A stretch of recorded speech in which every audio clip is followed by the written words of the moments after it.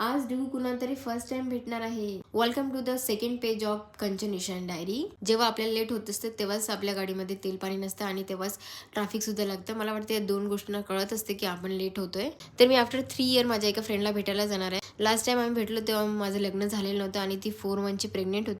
आता तिची मुलगी 3 वर्षाची झाली आहे. आम्ही एकमेकांच्या बाळांना फर्स्ट टाइम भेटणार होतो, तर आम्ही खूप एक्साइटेड होतो. डुगूला बोलली दिलं चॉकलेट दे, तर डुगूने दिलं फेकून. आम्ही आधी भेटायचो तर आमचा विषय असायचा फ्रेंड्स, ज्वेलरी, मेकअप आणि यावेळेस आमचा विषय होता हस्बंड आणि लेकरं. दिवस कसे चेंज झाले काही कळालंच नाही. एनिवेज तिने आम्हाला बोलवलं होतं जेवण करायला. जेवण एवढं टेस्टी झालं होतं. भेटून आम्हाला वाटलंच नाही की आम्ही इतक्या दिवसानंतर भेटलो, कारण आम्ही फोन कॉन्टॅक्टमध्ये नेहमी असतो आणि एकमेकाची विचारपूस करत असतो. ही एक क्यूटसी कॅट, असं वाटतं ही रिअलच आहे, पण हे माहीचे एक खेळणं आहे.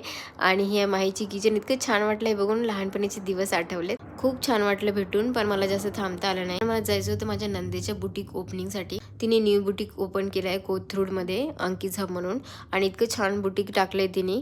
तिथे तिने बॅग्स आणि ज्वेलरी कलेक्शन पण आहे. स्पेशल बॅग्स खूप छान आहेत. तिथे पण माझ्या आणखी फ्रेंड्स मिळाला. आजचा दिवस फ्रेंडच्या नावावर होता. तर असा होता आमचा दिवस. लाईक करा आणि सबस्क्राईब करा.